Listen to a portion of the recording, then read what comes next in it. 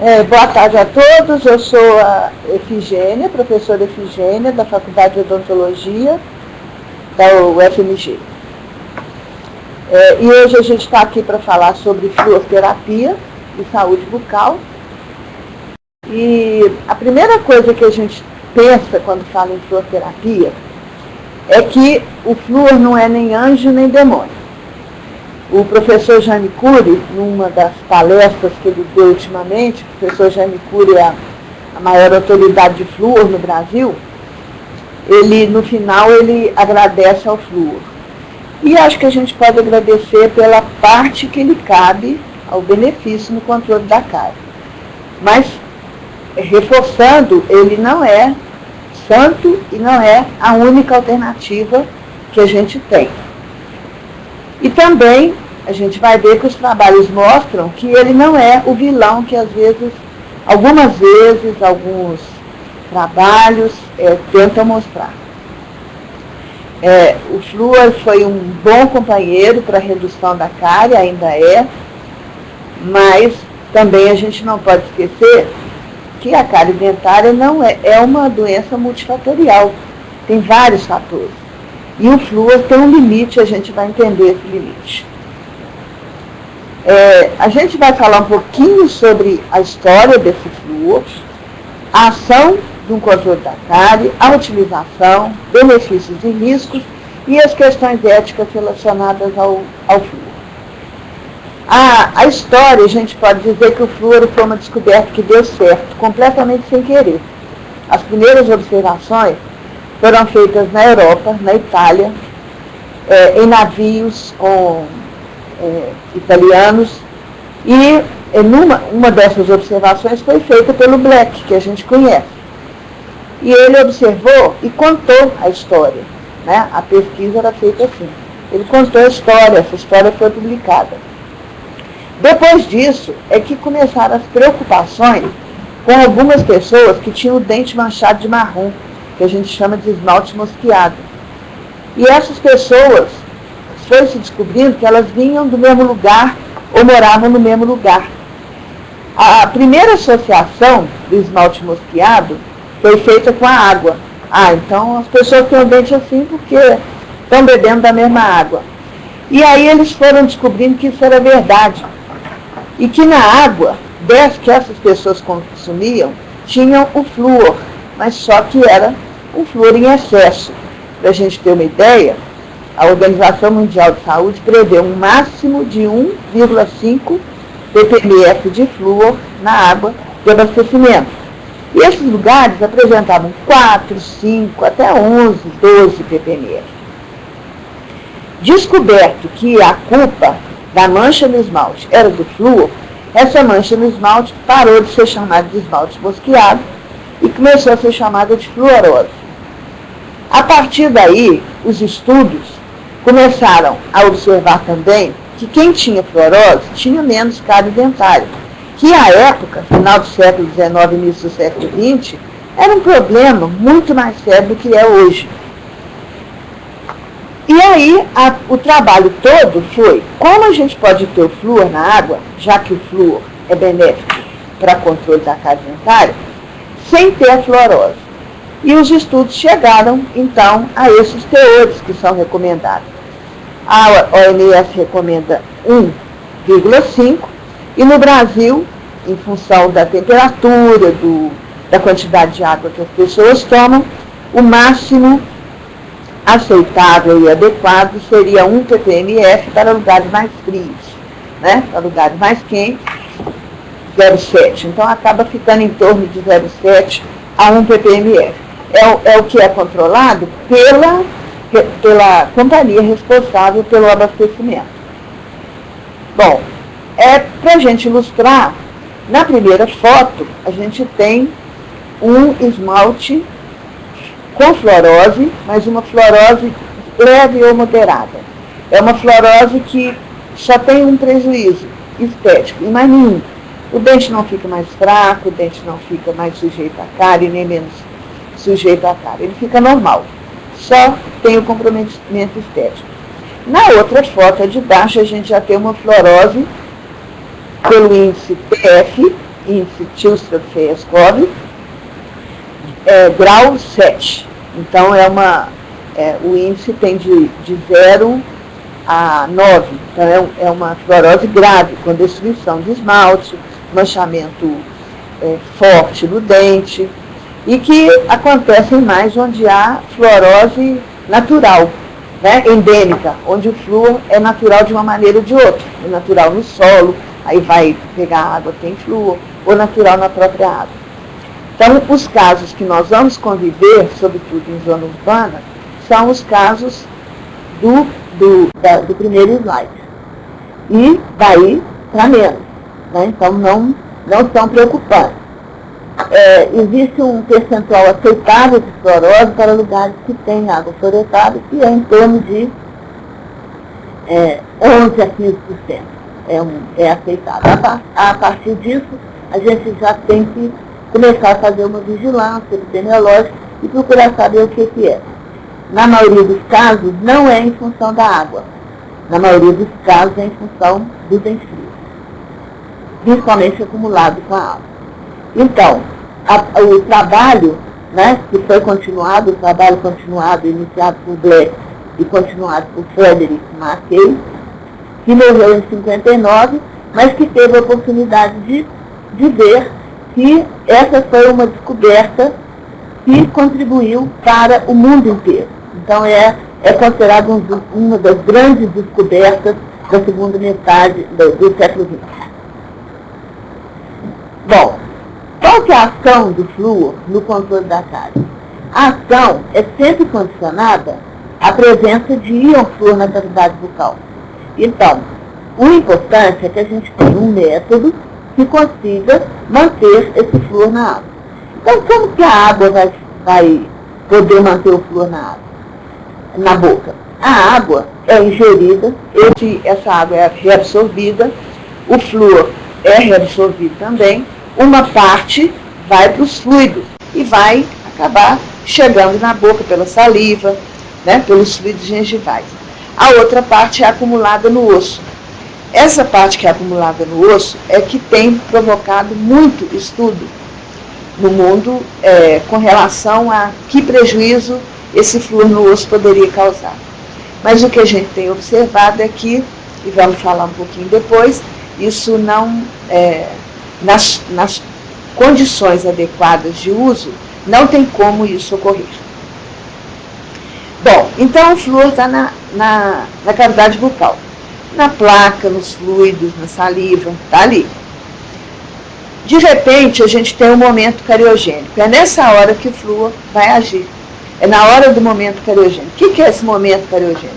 A gente está alimentando de alguma coisa e nesse momento há uma queda de pH provocada por essa alimentação. Esse é o momento cariogênico. Por isso a sacarose é tão destacada nesse processo, porque ela consegue promover essa queda de pH muito rápido. E um pH que normalmente estaria em 7, chega rapidamente a 5,5, que é o pH crítico para começar uma desmineralização do dente. Mas esse processo, ele dura 20 minutos. Depois de 20 minutos, começa novamente a remineralização. Então, a gente tem, durante a vida, vários processos desse jeito. E por isso que, às vezes, a gente vê uma pessoa com sulcos marrons, que a gente chama de sulcos acastanhados, que provavelmente ali naquele lugar, muitos momentos cariogênicos e muitos processos desse aconteceram, mas não foram para frente. Se o pH chega a 4,5, então é mais do que o crítico, aí ele vai ser crítico até com presença de flúor. Porque quando é 5,5, o flúor consegue dar uma proteção, porque ele se liga muito bem, principalmente com o cálcio, e vira uma molécula estável, e por esse motivo pode não acontecer a desmineralização quando o pH chega a 5,5, se tiver a presença de flúor. Mas se chegar a 4,5, vai desmineralizar menos, mesmo com flúor. Então, por isso é que eu comecei dizendo que o flúor não é santo. Ele tem limite, ele não é o salvador da pátria, né? Então, às vezes a gente fala, mas tem flúor na água, escova com dentifrício ainda tem cárie? Tem, vai ter, porque também não é só o açúcar e só a queda do pH que vão provocar cárie. A gente sabe que vão ter várias outras condições, né? Condições econômicas, hábitos, comportamento, modo de vida. Então, a gente reconhece que o flúor é muito importante, mas não pode ser debitado a ele tudo que acontece a favor de uma melhor saúde bucal. Então, o flúor tem maior ação no momento da desmineralização. Então, é nessa hora que ele tem que estar na cavidade bucal. Mas é colaborador na remineralização. Então, muitas vezes vocês vão ver alguém dizendo assim, o flúor não remineraliza. Teoricamente, não, porque ele não é capaz de fazer isso. Mas ele contribui nessa remineralização quando ele acaba sendo um veículo ajudando o cálcio ou o fósforo a se incorporarem ao dente novamente. Nesse sentido, então, todo mundo vai concordar que a ação do flúor é tópica. O flúor age na boca, naquele momento. Mas, então, por que existe água fluoretada? Porque, também a gente já falou, que o flúor vai acabar batendo na boca se você ingerir água. E tem uma vantagem muito grande, é um método continuado. Então, sempre você vai poder estar repondo o flúor na cavidade bucal. Um outro ponto que é importante, então, a gente considerar é que o flúor é terapêutico, ele não é preventivo, ele é terapêutico. Por quê? Porque ele age no momento que está ocorrendo o ataque cariogênico e, nesse momento, nós estamos tendo o início da doença. Então, não adianta a gente querer aplicar o flúor para que as pessoas que estão ótimas, saudáveis, não tenham cárie. Esse flúor não vai ajudar. Ele vai ajudar na hora que a pessoa tem um momento cariogênico. Então, ele é terapêutico e, por isso, nós temos que ter cuidado com as recomendações, como qualquer prescrição terapêutica que a gente faz. Bom, quais são os métodos? O que a gente usa? Os métodos são variados, mas têm resultados semelhantes. A gente tem o sistêmico, que no Brasil existe, é a água mesmo, apesar de existirem outros, no Brasil é a água que é utilizada como veículo sistêmico. E os tópicos, que no Brasil também se usa muito dentifrício, o gel fluoretado, né, muito usado sobretudo no serviço público e até na clínica privada, os bochechos, em menor uso hoje em dia, porque exigem uma frequência maior, né? E essa frequência às vezes não é possível. Por exemplo, em escola, tem férias, 2 meses, e essa quebra na frequência não é legal. O gel acaba sendo escolhido porque você pode fazer 3 vezes por ano. E o verniz, que é para condições especiais, porque a aplicação dele é mais complicada. Como ele não faz mais efeito que o outro, não precisa ser escolhido. A fluoretação de água é o método mais efetivo em termos de abrangência coletiva. É uma medida populacional de baixo custo, atinge todo mundo, os que precisam e os que não precisam. Mas o custo-benefício vale esse investimento. O litro, o custo por pessoa não chega a R$2 por ano para ter a água fluoretada num sistema com tecnologia moderna. Sistema bom. A preocupação com a água fluoretada é antiga, né? Com a água, a gente tem um dos primeiros decretos da era moderna no Brasil de 1934, que nem se falava de flúor, com a água. Mas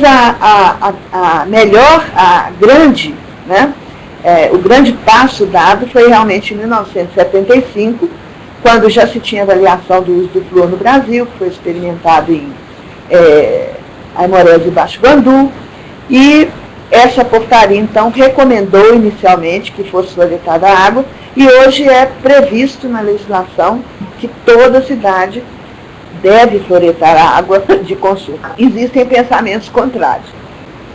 E esses pensamentos contrários costumam, às vezes, ter apoio, por exemplo, como foi esse projeto de lei 297 de 2005, do deputado Antônio Carlos Valadares, que queria revogar a lei 6.050, de 1974, que é uma das que orienta para a fluoretação de água, sugerindo apenas a aplicação tópica. Teoricamente, ele não está errado, ele está certo. Se o efeito é tópico, para que a água fluoretada? Só que a gente tem que garantir a presença do flúor na cavidade bucal. Ele mostrou que tem conseguido bons resultados. E, para a gente ter uma medida como essa, sugerida pelo deputado, é preciso que a gente garanta também outros veículos de flúor. Então, para não ter água, todo mundo tem que ter acesso continuado e o hábito comportamental de fazer pelo menos 3 escovações por dia. Se a gente não pode garantir isso, é preferível que a gente use a água fluoretada. Porque nas concentrações que são usadas, ela não traz prejuízo. Tá? Os enxaguantes também são, os cremes dentais enxaguatórios também são regulamentados por lei, a partir de 1989, e a gente tem um uso muito disseminado a partir de 1990. E, inclusive, com distribuição sistemática, então o uso passou a ser bem discriminado. O que nós temos de resultados de todos esses métodos?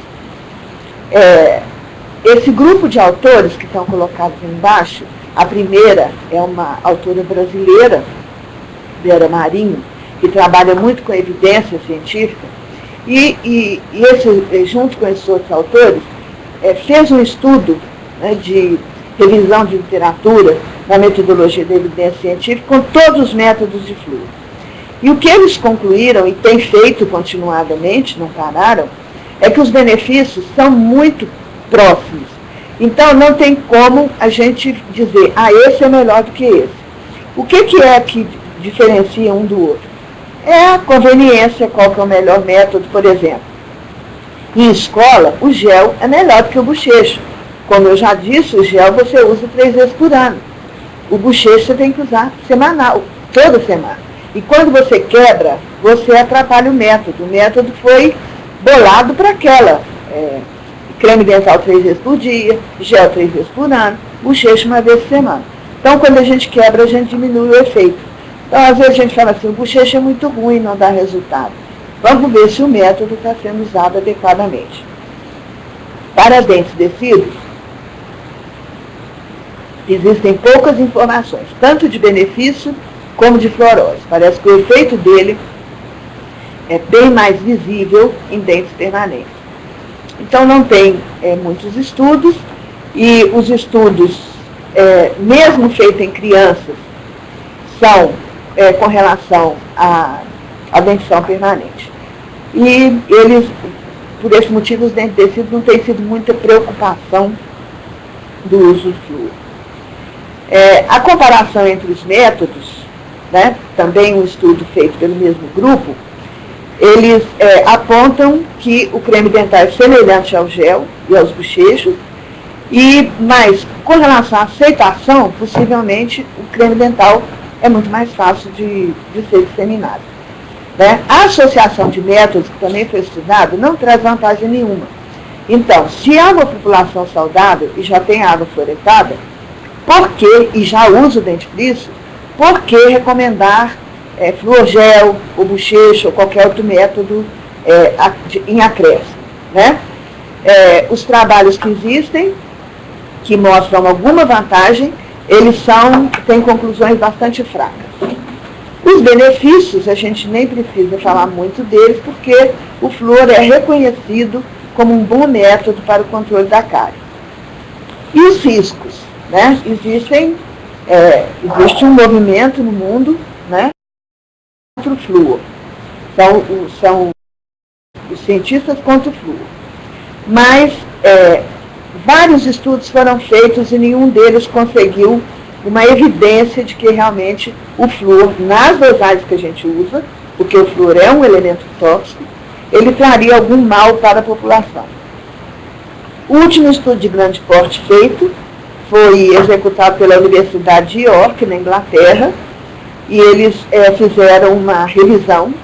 Dessa revisão, eles conseguiram separar 30 trabalhos que tinha uma metodologia adequada, porque alguns estudos tem um estudo, por exemplo, que foi publicado na década de 70, que ele fez o seguinte: bom, a cidade A tem flúor, a cidade B não tem flúor. Na cidade A, morreram 100 pessoas com câncer. Na cidade B, morreram 50. Então, o flúor causa câncer. Quer dizer, isso não tem nenhuma força de pesquisa. Porque quantas outras coisas podem ter acontecido na cidade para as pessoas terem morrido de câncer? Então, esses 30 trabalhos tinham uma metodologia boa. E falavam sobre câncer, síndrome de Down, influência na formação das crianças, desenvolvimento. Mas a análise mostrou que nenhum resultado desse tem evidência para a dose que a gente usa. Então, você dizer que o flúor causa câncer, ministrando num camundongo 10 miligramas de flúor, com certeza pode, ele é tóxico.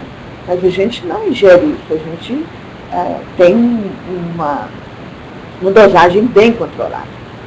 E, por último, as questões éticas, né?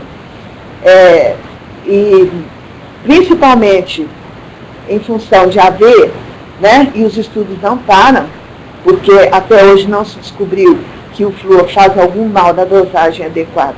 Não se para o estudo, continua. Mas até hoje, por mais de 60 anos, esse estudo tem sido feito, não tem uma evidência para se considerar dessa maneira. Mas existe sempre aquela questão que é levantada. Mas a gente vai dar o flúor para quem não precisa? Em medida populacional é sempre assim. Por exemplo, tem uma campanha de vacinação contra a gripe. Todos os idosos é recomendado que vacinem. Alguns não têm o risco da gripe, mas é uma medida populacional. Né? A medida populacional é assim, ela usa de todas as pessoas para conseguir chegar naquelas que ela precisa. Normalmente são medidas que não têm efeito colateral e que são de baixo custo, como é o caso do flúor da água. Então, a gente não pode dizer que é antiético usar, como existem argumentos, mas você gasta dinheiro com flúor na água para as pessoas lavarem jardim, lavarem carro, olharem as plantas. Não tem problema, porque o custo é muito baixo. E eu acho que é mais antiético a gente ter uma medida boa, que tem o controle da cárie, que pode fazer bem para a saúde humana, e aí a gente fala, não, a pessoa não vai ter. O que é pior? Né? É ter um pouquinho de fluorose, que isso existe o risco dos 15%, ou ter cárie. Então é isso que a gente tem que pensar. O que é melhor para a saúde humana? O que será que a população escolheria? E existe um manual, um livro, que foi editado pelo Ministério da Saúde, que é um guia muito bom, muito bem feito por pessoas da mais alta qualificação em todas as áreas que têm a ver com um sistema de fluoretação ou de aplicação tópica de flúor. Ele foi editado em 2009, chama Guia de Recomendações para o Uso de Fluoretos no Brasil, e é disponível na internet. Se a gente não tem onde conseguir, então tem esse endereço aí embaixo, www.saude.gov.br/bucal. Aí a gente entra nesse site, vai em publicações e desce de graça. É muito bem feito, clareia muito para a gente que tem que fazer isso diariamente, todo dia, tem que decidir qual que é a maneira mais adequada. E, em suma, era isso que eu acho que era importante colocar. Fico aberta para as perguntas, né? Aí tem um e-mail aí para consultas de graça, né? Se alguém tiver alguma dúvida, pode perguntar que eu respondo. E-mail é uma coisa que eu não deixo de responder, tá bom? Muito obrigada a vocês.